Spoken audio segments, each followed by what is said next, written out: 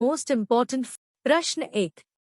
पत्रकार Wilhelm Wolff ने 1845 में ठेकेदारों के खिलाफ सिलेसिया बुनकरों के नेतृत्व में हुए विरोध का वर्णन कैसे किया? उत्तर। 1845 में सिलेसिया के बुनकरों ने उन ठेकेदारों के खिलाफ विद्रोह का नेतृत्व किया था जो उन्हें कच्चा माल मुहैया कराते थे।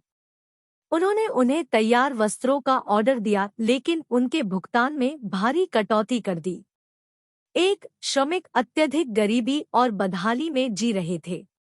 2 ठेकेदारों द्वारा ऑर्डर की गई वस्तुओं की कीमतें कम करने की सख्त जरूरत का फायदा उठाया गया है।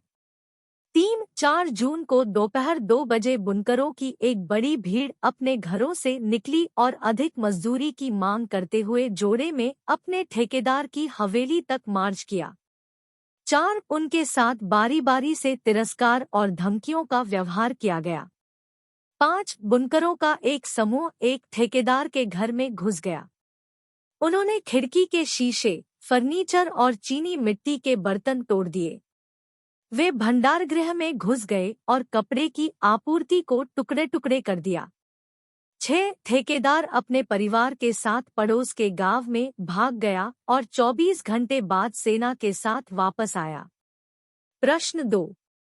पोलिश भाषा का प्रयोग रूसी प्रभुत्व के विरुद्ध संघर्ष के प्रतीक के रूप में देखा जाने लगा। कथन का औचित्य सिद्ध कीजिए। उत्तर।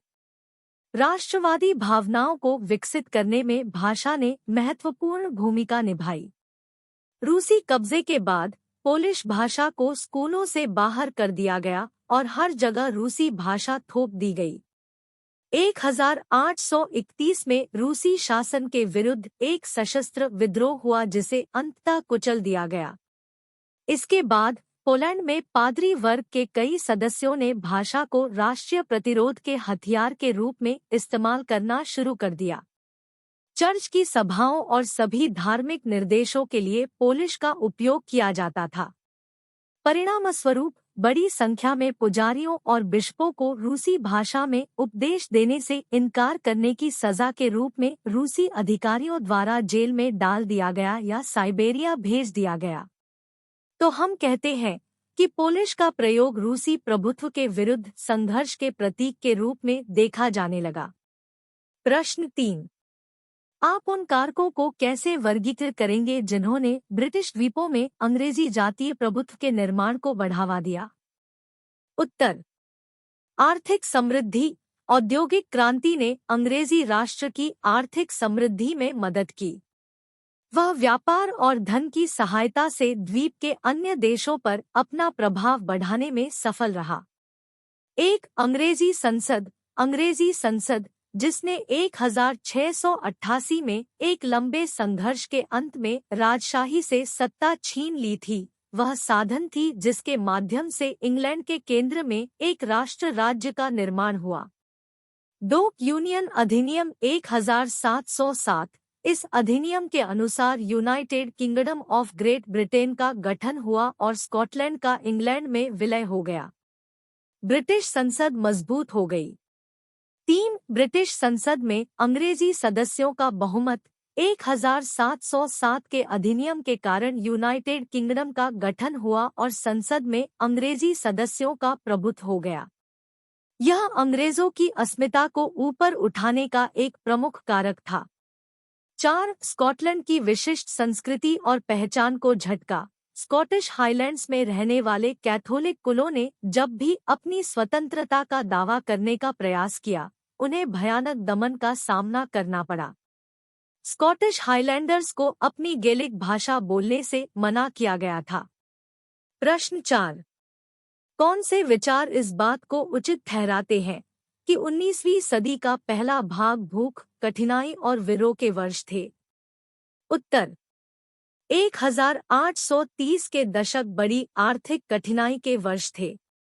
19वीं सदी के पूर्वार्ध में पूरे यूरोप में जनसंख्या में भारी वृद्धि देखी गई। 2 यूरोप के अधिकांश देशों में रोजगार से अधिक नौकरी चाहने वाले थे। 3 ग्रामीण क्षेत्रों से जनसंख्या भीड़भाड़ वाली झुग्गियों में रहने के लिए शहरों की ओर पलायन कर गई। शहर में छोटे उत्पादकों को अक्सर इंग्लैंड से सस्ते मशीन निर्मित सामानों के आयात से कड़ी प्रतिस्पर्धा का सामना करना पड़ता था, जहां औद्योगिकरण 4 था। यह विशेष रूप से कपड़ा उत्पादन में था, जो मुख्य रूप से घरों या छोटी कार्यशालाओं में किया जाता था और केवल आंशिक रूप से मशीनीकृत होता था। 5 यूरोप के उन क्षेत्रों में जहां अभिजात वर्ग अभी भी सत्ता का आनंद ले रहा था, किसान सामंती बकाया और दायित्वों के बोझ के नीचे संघर्ष कर रहे थे। 6 खाद्य पदार्थों की कीमतों में वृद्धि या एक वर्ष में खराब फसल के कारण शहरों और गांवों में व्यापक गुस्सा फैल गया। 7 1848 में भोजन की कमी और बेरोजगारी के कारण पेरिस की जनता ने क्रांति शुरू कर दी। प्रश्न 5। 19वीं सदी के यूरोप के दौरान नए वाणिज्यिक वर्गों द्वारा किन परिस्थितियों को आर्थिक आदान प्रदान और विकास में बाधा के रूप में देखा गया? उत्तर। 19वीं सदी के यूरोप के दौरान आर्थिक आदान प्रदान और विकास में नए व्यावसायिक वर्गों द्वारा देखी गई बाधाएं निम्नलिखित थी। 1 पूरे यूरोप में जनसंख्या में भारी वृद्धि हुई। 2 ग्रामीण क्षेत्रों से जनसंख्या भीड़भाड़ वाली झुग्गियों में रहने के लिए शहरों की ओर पलायन कर गई और बुनियादी जरूरतों को पूरा करने में असमर्थ हो गई। 3 बेरोजगारी बढ़ी। अधिकांश देशों में रोजगार से ज्यादा नौकरी चाहने वाले थे। 4 इंग्लैंड से आने वाली सस्ती मशीन निर्मित वस्तुएं यूरोपीय शहरों के छोटे उत्पादकों को कड़ी प्रतिस्पर्धा दे रही थी। 5 खराब फसल के कारण भोजन की कीमत कई गुना बढ़ गई। इससे यूरोपीय शहरों में व्यापक दरिद्रता फैल गई।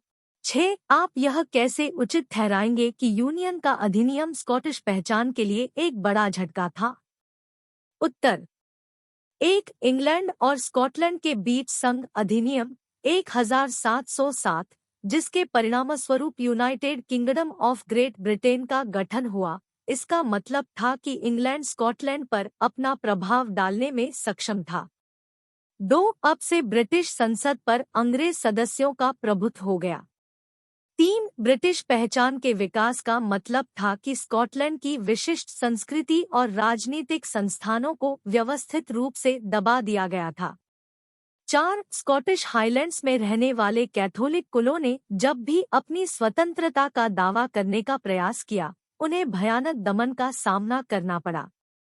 5 स्कॉटिश हाईलैंडर्स को अपनी गेलिक भाषा बोलने या अपनी राष्ट्रीय पोशाक पहनने से मना किया गया था और बड़ी संख्या में लोगों को जबरन उनकी मातृभूमि से बाहर निकाल दिया गया था। 7 इटली के एकीकरण के मार्ग में आने वाली बाधाओं का उल्लेख करें। उत्तर। 1 इटली का कई राज्यों में विभाजन। इटली का कई राज्यों में विभाजन और उनके आपसी झगड़ों ने इटली को काफी कमजोर बना दिया। 2 विदेशी नियम। फ्रांस और ऑस्ट्रिया जैसे विदेशी देशों ने इटली के एक बड़े हिस्से पर अपना नियंत्रण स्थापित कर लिया। फ्रांसीसी सम्राट नेपोलियन ने संपूर्ण इटली पर विजय प्राप्त कर ली थी। इस प्रकार विदेशी शासन इतालवी एकीकरण के मार्ग में एक बड़ी बाधा थी। 3 वियना की कांग्रेस। नेपोलियन के पतन के बाद वियना की कांग्रेस ने एक बार फिर इटली को छोटे छोटे राज्यों में विभाजित कर दिया और इस प्रकार इटली के एकीकरण के कार्य में भारी बाधा उत्पन्न की। 4 रोम का पोप। रोम का पोप रोम और उसके निकटवर्ती प्रदेशों को अपने प्रभुत्व में रख रहा था। इस प्रकार वह इटली के एकीकरण के रास्ते में भी एक बड़ी बाधा साबित हो रहा था। 5 प्रतिक्रियावादी शासक। अधिकांश इतालवी राज्यों में प्रतिक्रियावादी शासक भी इतालवी एकीकरण के मार्ग में एक बड़ी बाधा साबित हो रहे थे।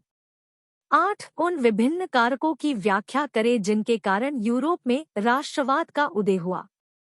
उत्तर। निम्नलिखित कारक है जिनके कारण यूरोप में राष्ट्रवाद का उदय हुआ।